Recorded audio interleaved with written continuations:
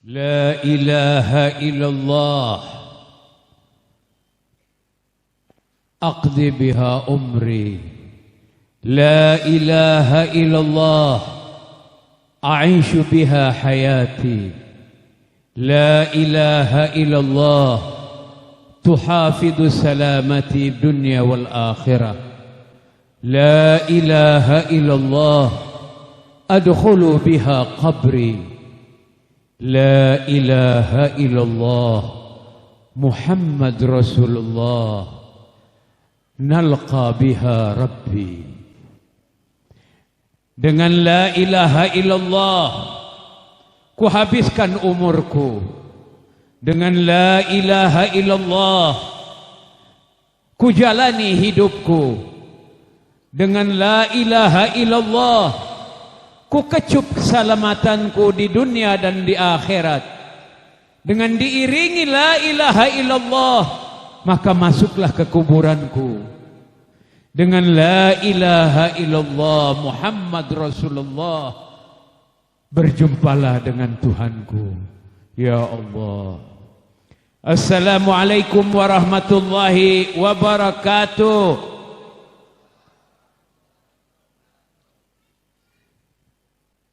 Alhamdulillahilladzi an'am. والحمد لله الذي جعل شهر المحرم شهر القرام وشهر المعظم، والصلاة والسلام على خير الأنام وشفيع الأمم يوم الزحام سيدنا محمد صلى الله عليه وآله وسلم المبعوث إلى سائر الأعراب والعجم وعلى آله الكرام وأصحابه الأعلام. أما بعد، يا فارج الهم، يا كاشف الغم، يا من لعبده يغفر ويرحم. Ya Allah, Engkaulah penangkal dari segala bencana. Ya Allah, Engkaulah penawar dari segala duka. Ya Allah, Engkaulah pengampun dari segala dosa. Engkaulah penabur kasih sayang dan cinta. Kasihanilah hamba yang dalam keletihan jiwa menanggung beban dosa. Al-Mukarramun, para habaib, wabil khusus sesepuh kita Al-Habib Abdullah bin Abi Bakar Al-Attas, para habaib yang lainnya, wabil khusus sahibul bait, sahibul hajat, wa ketua yayasan Nurul Fatah Al-Habib Hasan bin Abdul Qadir bin Muhsin bin Abdullah bin Muhsin Al-Attas, matanallahu bituli hayatihi wa syafahullahu min kulli amradin wa asqab. Semoga Allah memudahkan perjalanannya, melancarkan perjalanannya, setiap maksud yang diinikan akan tercapai. Insya Allah kita menginginkan wali kota ini dari habaib. Setuju enggak? Insya Allah mudah-mudahan Habib Hasan lah yang akan tampil ke muka nanti. Ya Karim, ya. Nanti pada saatnya sudah punya hak pilih, jangan dikasihin ke yang lain. Tapi kita perlu ulama, perlu habaib yang menerangi jalan. Hadirin wal hadirat rahimakumullah. Allah Subhanahu wa taala berfirman dalam hadisul qudsi, inni uhibbu thalath wa hubbi li thalathi asyad. Aku cinta 3 macam, namun cintaku kepada 3 macam itu lebih dalam lagi, lebih dahsyat lagi. Kata-katanya Allah, ya, dalam hadisul qudsinya, aku cinta 3 macam, tapi cintaku kepada 3 macam lebih dahsyat lagi. Yang pertama apa? Inni uhibbul ghaniyal karim wa hubbi lil faqiril karimi asyad. Aku cinta kepada orang kaya yang dermawan. Wajar hadirin. Orang kaya kalau dermawan itu wajar. Tapi kalau dia pelit itu kurang ajar.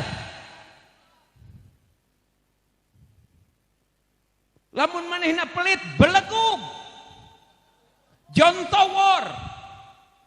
Seharusnya untuk ibadah dijalankan, beri. Sumbanglah pesantren, sumbanglah majelis-majelis, sumbanglah ini.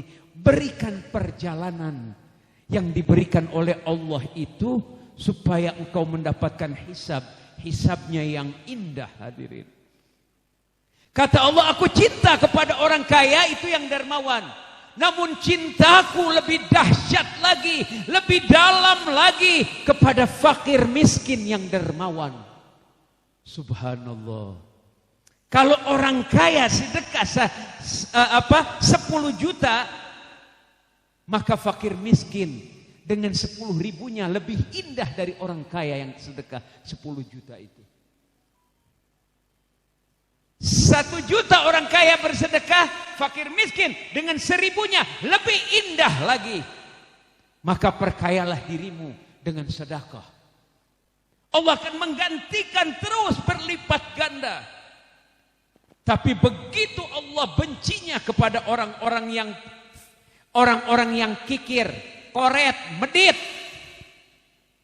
Hadirin, orang yang di dalam maksiat apapun juga, ya, asal bukan musyrik ini ya, maksiat, dosa-dosa yang dilakukan oleh manusia, ya, Allah belum pernah bilang dari dosa dan maksiat itu apa? Aduwullah. Tapi Rasulullah menegaskan al-bakhilu aduwullah, bahwa orang yang kikir itu adalah musuh-musuhnya Allah. Tapi dari sekian yang paling kikir siapa? Siapa yang paling kikir? Pertama, wa idza dzukirtu indahu falam yusalli alayya. Ketika namaku disebutkan, engkau tidak mengucapkan sallallahu alaihi wasallam atau tidak berselawat, engkau adalah kikir. Maka tenggorokanmu akan gelap, lidahmu akan keluh ketika maut menjemputmu. Karena engkau adalah digolongkan dengan orang-orang yang kikir, musuhnya Allah. Dan tidak bersemi dalam relung hatimu cinta kepada Rasul. Ketika namanya disebut tidak mengatakan sallallahu alaihi wasallam. Jadi aku cinta kepada orang kaya yang dermawan, namun cintaku lebih dalam lagi kepada fakir miskin yang dermawan. Kalau kau punya, beri. Tidak punya, dengan doa. Maka doamu itu adalah indah. Doa bagi orang yang tidak memiliki mendoakan lain lebih indah lagi dari orang-orang yang memiliki.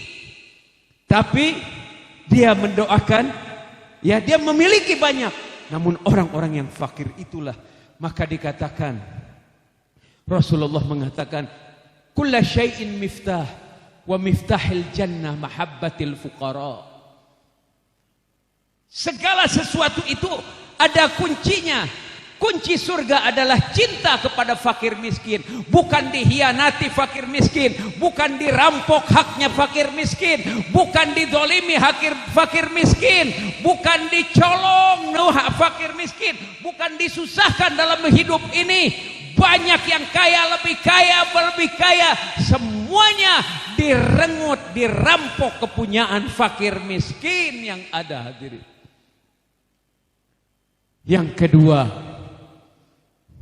inni uhibbu faqiral mutawadhi' wa hubbi lil ghaniyil mutawadhi' asyad.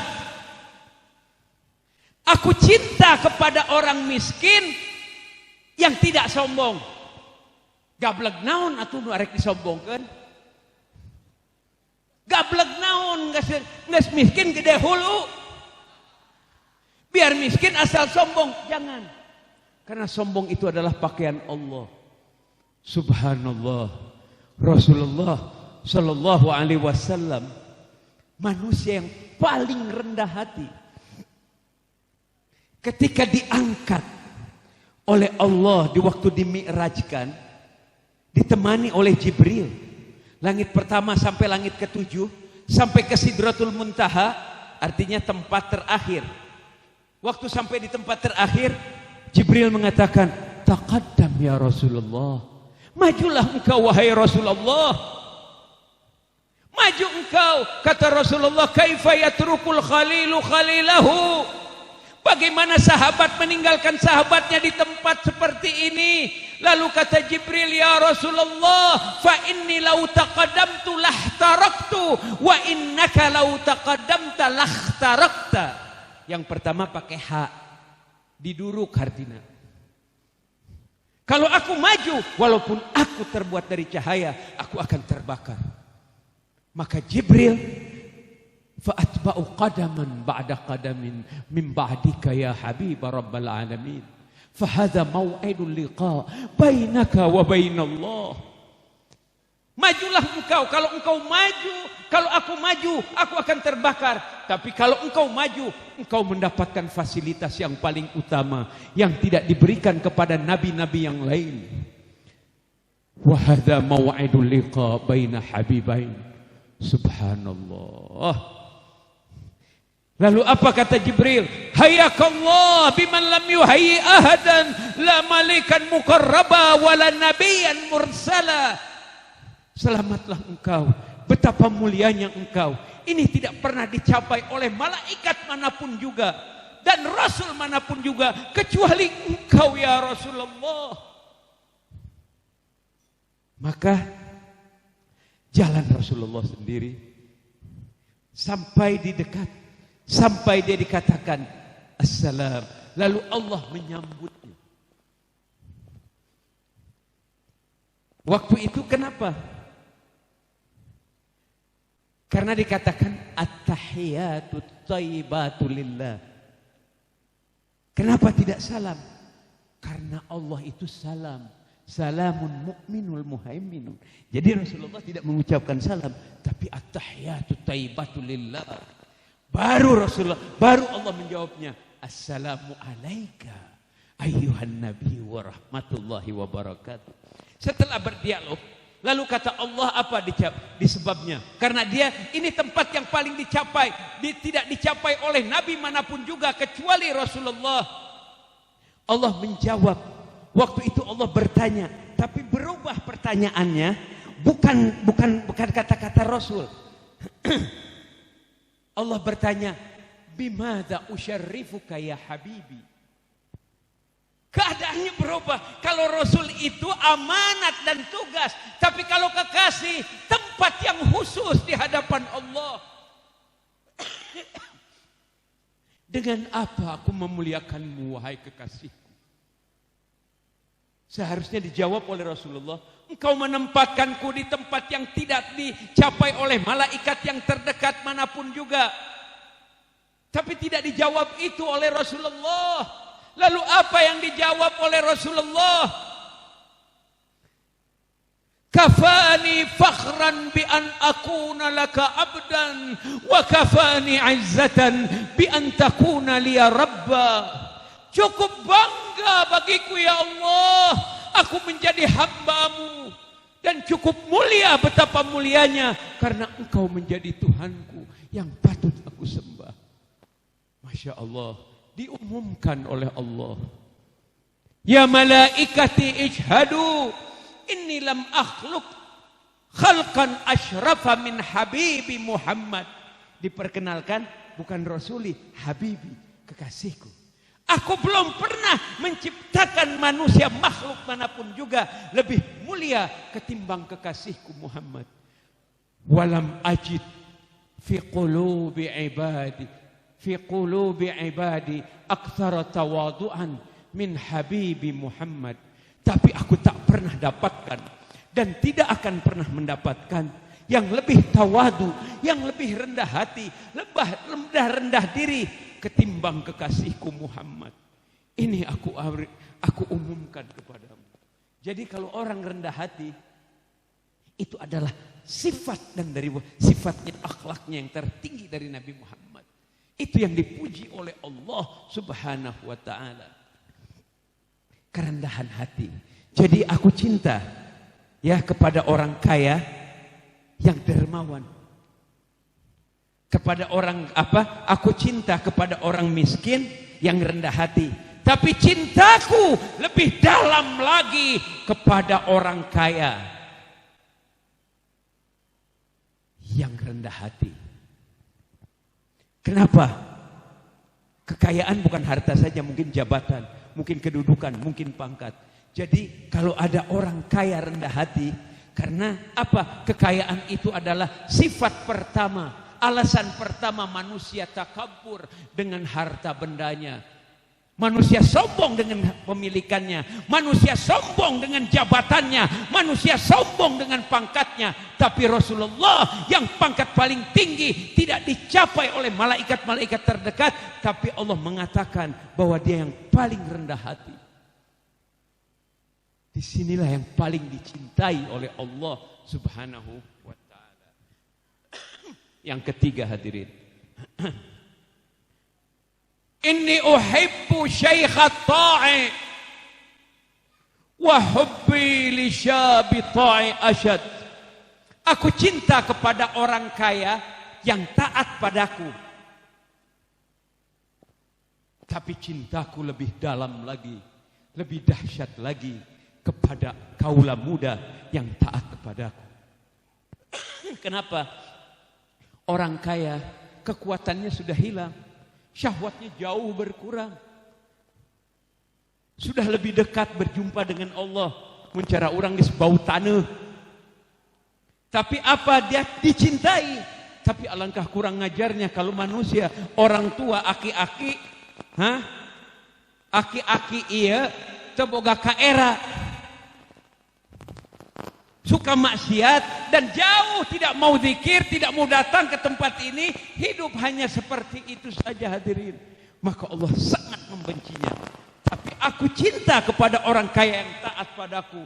Maka disitulah naungannya. Ketika orang-orang yang tua taat kepadaku, maka aku selamatkan. Aku tidak akan menurunkan azab. Karena ada mereka orang-orang yang susah sholatnya, maka dia sujud kepadaku, dia merukukan, menundukkannya, maka aku jaga azab. Ku selamatkan mereka-mereka yang berdosa gara-gara orang tua taat.